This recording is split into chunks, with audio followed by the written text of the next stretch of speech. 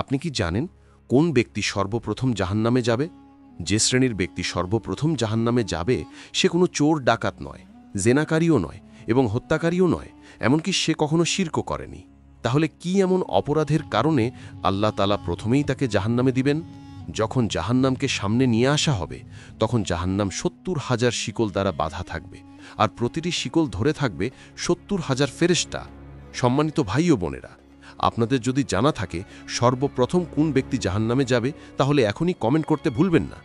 মানুষ দুনিয়াতে আগুন দেখে এবং প্রতিদিনই এটি ব্যবহার করে। অনেকে ভাবতে পারেন জাহান্নামের শাস্তিও আগুন, দুনিয়ার আগুনের মতোই। কিন্তু আমাদের প্রিয় নবী রাসূলুল্লাহ সাল্লাল্লাহু আলাইহি ওয়াসাল্লাম এ বিষয়ে আমাদেরকে স্পষ্টভাবে জানিয়ে দিয়ে গেছেন, আর দুনিয়ার আগুন এবং আখিরাতের আগুনের পার্থক্য ব্যাখ্যা করেছেন। তিনি বলেছেন, তোমাদের এই দুনিয়ার আগুন জাহান্নামের আগুনের ৭০ ভাগের ১ ভাগ মাত্র। তখন সাহাবীরা জিজ্ঞেস করলেন, ইয়া রাসূলাল্লাহ, তাহলে দুনিয়ার আগুনই কি যথেষ্ট ছিল না শাস্তির জন্য? তখন নবীজি বললেন, জাহান্নামের আগুন দুনিয়ার আগুনের চেয়ে আরও ৭০ ভাগ বেশি উত্তপ্ত। নাউজুবিল্লাহ। তার মানে দুনিয়ায় আমরা যে আগুন ব্যবহার করি এর থেকে ৭০ গুণ বেশি উত্তপ্ত হচ্ছে জাহান্নামের আগুন। নবীজিকে জিজ্ঞেস করা হয়েছিল, ইয়া রাসূলাল্লাহ, জাহান্নামের আগুন দেখতে কেমন হবে?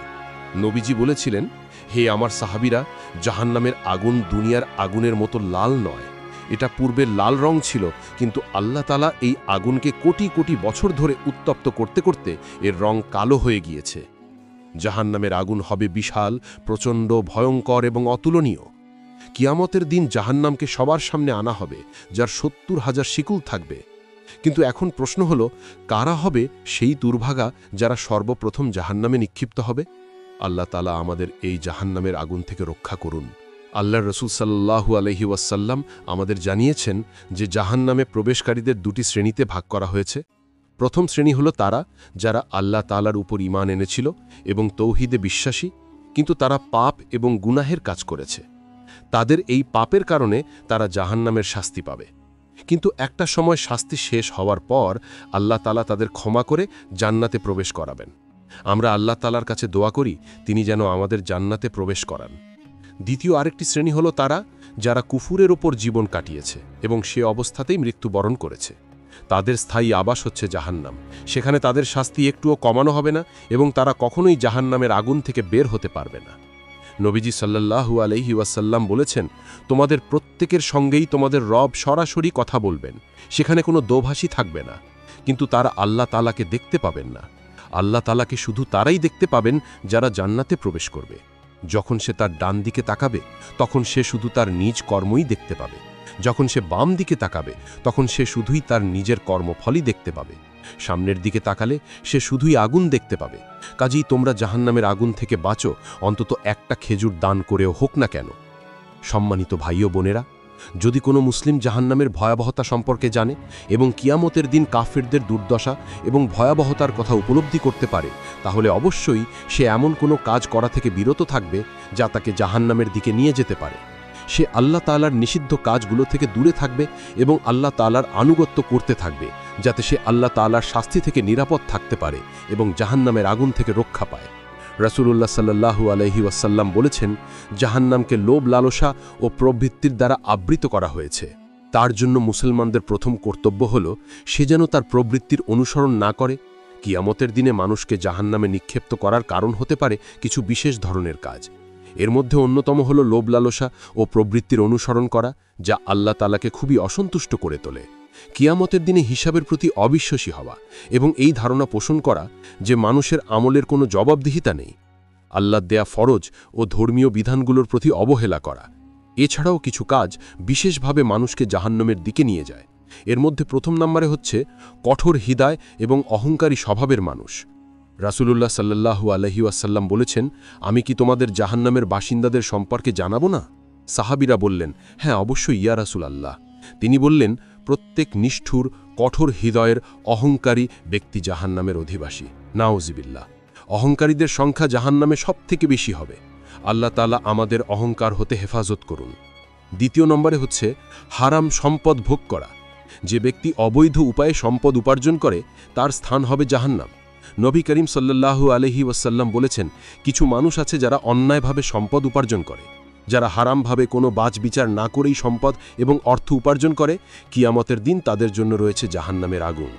তৃতীয় নম্বর হচ্ছে অন্যায়ের মাধ্যমে মানুষের ক্ষতি করা। অন্যায় এবং জুলুম আল্লাহ তাআলার দৃষ্টিতে সবথেকে বড় গুনাহের মধ্যে একটি। এক হাদিসে রাসূলুল্লাহ সাল্লাল্লাহু আলাইহি ওয়াসাল্লাম বলেছেন, এক নারীকে শুধুমাত্র একটি বিড়ালকে কষ্ট দেওয়ার কারণে জাহান্নামে নিক্ষেপ করা হয়েছে। তো সেই মহিলাটি কি করেছিল?